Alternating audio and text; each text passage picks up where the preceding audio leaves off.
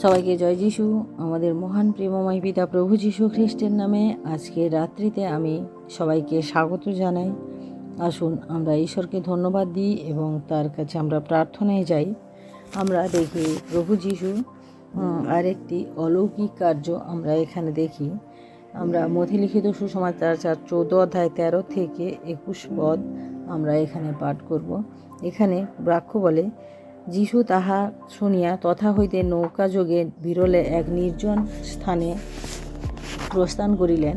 আর লোকসমূহ তাহা শুনিয়া নানা নগর হইতে আসিয়া স্থলপথে তাহার পশ্চাৎগমন করিল।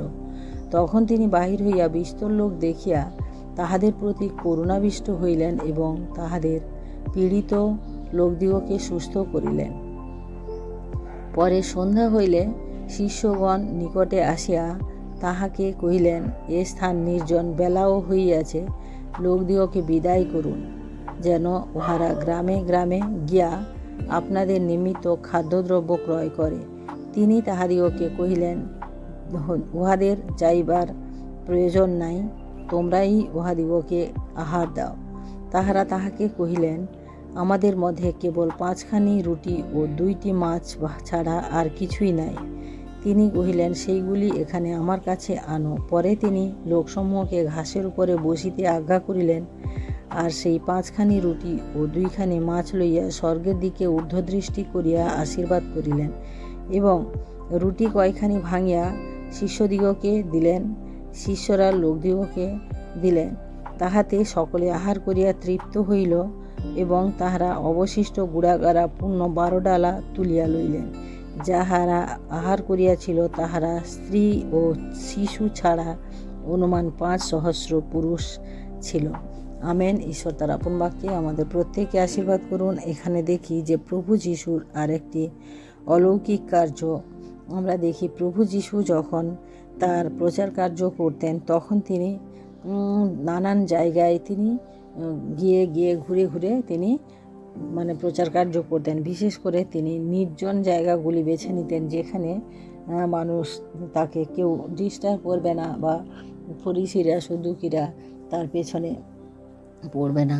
তাই আমরা এখানে দেখি যে প্রভু যিশু নৌকা যোগে এক বিরল স্থানে গেলেন। সেখানে দেখলেন যে তার পশ্চাতে প্রচুর লোক, বিস্তর লোক।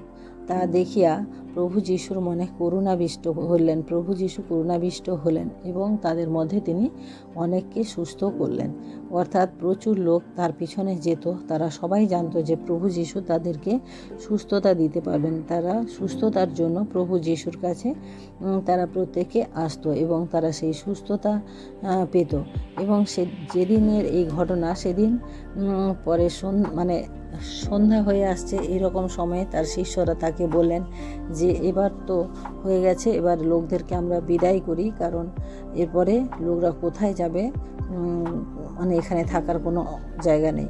তখন প্রভু যিশু বললেন যে না, লোকদিগকে বিদায় করার দরকার নাই, তো এরা এখানেই থাকবে। কারণ শিষ্যরা বলেছিলেন যে ওদেরকে খাওয়ারও দিতে হবে, কোনো খাওয়ারও এখানে নাই, এখানে নির্জন স্থান, কিছু নেই। কিন্তু প্রভু যিশু বললেন যে না, তোমরাই ওদেরকে খাওয়ার দাও।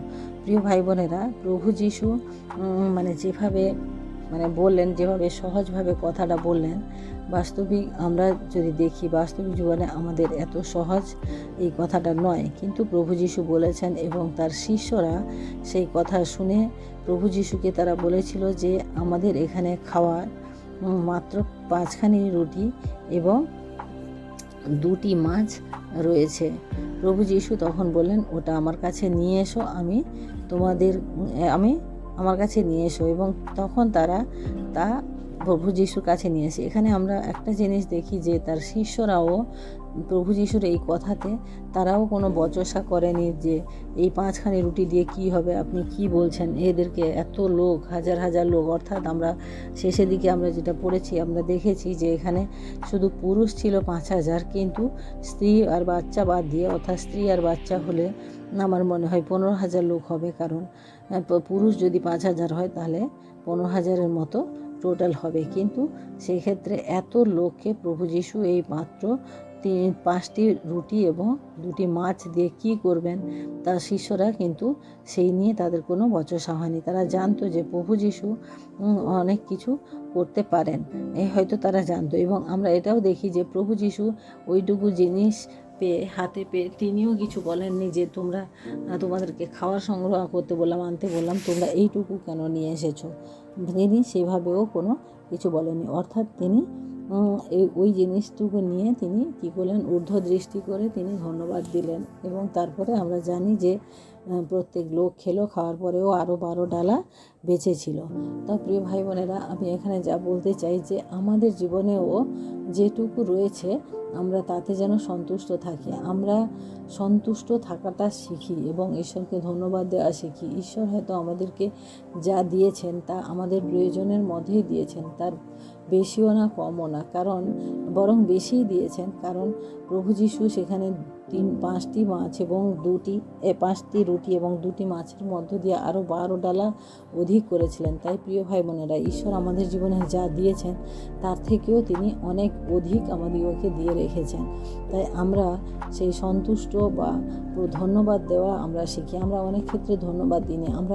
আমরা জানি যে আমাদের জীবনে আমরা অনেক সময় মনে করি যে আমার জীবন দ্বারা কী হবে, আমার মধ্যে তো কোনো বরদান নেই, আমি তো কিছুই করতে পারি না। কিন্তু প্রিয় ভাই বোনেরা, ঈশ্বর প্রত্যেকের মধ্যে কোনো না কোনো আশীর্বাদ দিয়ে রেখেছেন এবং সেই আশীর্বাদকে আমরা জানতে হবে এবং ঈশ্বরকে ধন্যবাদ দিতে হবে। আমরা যখন ধন্যবাদ দিই, ঈশ্বর তখন তা বৃদ্ধি করেন। আমরা আমাদের যদি পরিবারে, আমরা গৃহে, আমাদের অনেক সময় আমরা ভাবি যে এইটুকু ইনকাম দিয়ে আমি কি করব, আমার মাসে এত খরচ, প্রভু আমি কি করে চলবো। এটা আমরা যখন মনে করি, কথাটা আমরা মনে করি ঠিকই আছে, কিন্তু কথাটা মনে করার পরে আমরা ঈশ্বরকে ধন্যবাদ দিতে ভুলে যাই। আমরা সেটা নিয়ে উল্টো চিন্তা করি, অর্থাৎ আমরা উল্টো চিন্তা করে আমরা কিছুই করতে পারি না। কিন্তু প্রিয় ভাই বোনেরা, আমরা যদি ঈশ্বরের উপরে বিশ্বাস রেখে ঈশ্বরকে ধন্যবাদ দিই যে প্রভু তুমি যা আমাকে জুগিয়েছ, এটাই আমার সারা মাসের বা সারা সপ্তাহের, এটাই আমার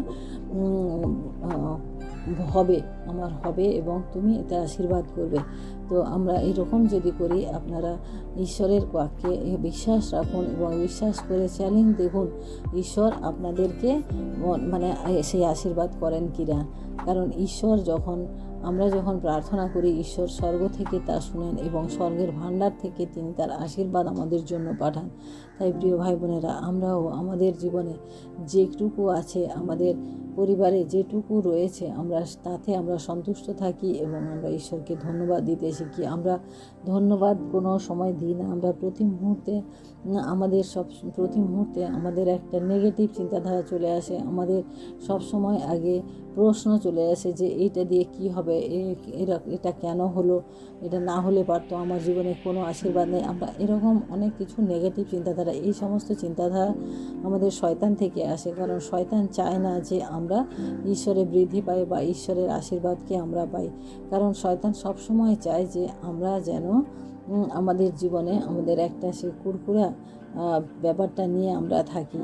তাই পৃথিবী ঈশ্বর সদাপ্রভু ঈশ্বর যেটা দেখেন আমাদের জীবনে, আমরা সেই দৃষ্টিতে দেখার চেষ্টা করি। কারণ প্রভু যীশু এখানে 5টি রুটি এবং 2টি মাছকে যে দৃষ্টিতে দেখেছিলেন, যে ভাবে তিনি নিয়েছিলেন, আমরাও যেন তা দেখি।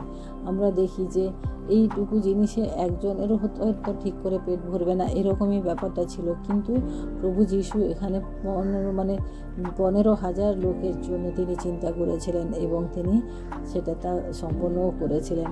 আমরা যদি দেখি ঈশ্বরের বাক্য থেকে যে সেই বৃদ্ধ মহিলা যিনি ধর্মধামে সবাই যখন দান করছিল, তিনি যখন দান করলেন যে 2টো সিকি তিনি দিয়েছিলেন, আর অনেকে ব্যাগ ভর্তি করে করে টাকা দিয়েছিল। কিন্তু প্রভু যীশু বলেছিলেন যে এই বৃদ্ধা মহিলা সব থেকে বেশি দান করেছেন। অর্থাৎ আমরা যে নজরে দেখি, যে দৃষ্টিতে দেখি, প্রভু যীশু সেই দৃষ্টিতে দেখেন না। তাই প্রিয় ভাই বোনেরা, আমরাও আমাদের জীবনে প্রভু যীশুকে আমাদের অগ্রিম স্থান দিই এবং আমরা তার দেওয়া যে আশীর্বাদ আমরা পেয়েছি, আমরা যদি একবার যদি আমরা চিন্তা করি যে আজকে আমি যে জায়গায় আমার পরিস্থিতি বা পরিস্থিতি যে জায়গায় আছে, এর থেকেও আমরা যদি নিচের দিকে তাকাই, এর থেকেও অনেক বেশি মানুষ খারাপ পরিস্থিতির মধ্যে রয়েছে। তাই প্রিয় ভাই বোনেরা, ঈশ্বর আমাকে আপনাকে যেভাবে রেখেছেন, আমরা যেন ঈশ্বরকে ধন্যবাদ দিতে শিখি এবং ঈশ্বরের গৌরব করতে শিখি। কারণ ঈশ্বর যখন দেখেন যে আমরা অল্পেতে সন্তুষ্ট হয়ে ঈশ্বরকে ধন্যবাদ করি, তখন ঈশ্বর আমাদের জন্য আরও অনেক বেশি পাঠিয়ে দেন। তাই আসুন আজকে রাত্রিতে আমরা ঈশ্বরকে ধন্যবাদ দেওয়া সহ আমাদের জীবনকে সমর্পণ করি এবং আমাদের ঈশ্বরের কাছে যাচনা করি যেন আমরা সর্ববিষয়ে ঈশ্বরকে আমরা ধন্যবাদ দিতে পারি। Hallelujah, hallelujah, hallelujah. মহান প্রেমময় পিতা, তোমার মহান আমি ধন্যবাদ প্রশংসা করি প্রভু। আজকের এই সুন্দর দিন প্রভু তুমি দেখতে দিয়েছিলে সারাটা দিন প্রভু, তাই তোমায় ধন্যবাদ করি। এবং এই সময় প্রভু তোমার সুন্দর বাক্যের মধ্য দিয়ে প্রভু আমরা তোমার কাছে উপস্থিত হতে পেরেছিলাম প্রভু, তাই তোমাকে ধন্যবাদ করি প্রভু। তোমাকে ধন্যবাদ দিই পিতা যে তুমি আমাদেরকে সুন্দর বাক্য শিক্ষার মধ্য দিয়ে যে শিক্ষা দিলে প্রভু, সেই শিক্ষা যেন আমরা গ্রহণ করতে পারি, ধারণ করতে পারি। কারণ প্রভু আমাদের ধন্যবাদ দেওয়া সর্ববিষয়ে প্রার্থনা সহকারে তোমাকে ধন্যবাদ দেওয়া আমাদের জীবনের উদ্দেশ্য হোক প্রভু। কারণ তুমি আমাদেরকে সাহায্য করো, আমরা যেন ধন্যবাদ দিতে শিখি। যেরকম পরিস্থিতিতে যেভাবেই থাকি না কেন, আমরা যেন সর্ববিষয়ে ধন্যবাদ দিই প্রভু। তাই তোমাকে ধন্যবাদ দিই। এই রাত্রির ভার তুমি নাও, আমাদের প্রত্যেককে সুরক্ষা করো, আশীর্বাদ করো এবং আগামী দিন তুমি আমাদেরকে দেখ দাও। সমস্ত মহিমা গৌরব প্রশংসা তোমাকে দিয়ে এই বিনতি প্রার্থনা চাই আমাদের মুক্তিদাতা ত্রাণকর্তা প্রভু যীশু খ্রিস্ট তোমারই নামে, আমেন। সবাইকে জয় যীশু। সবাই ভালো থাকবেন, সুস্থ থাকবেন। আজকে রাত্রি সবার শুভ। জয় যীশু।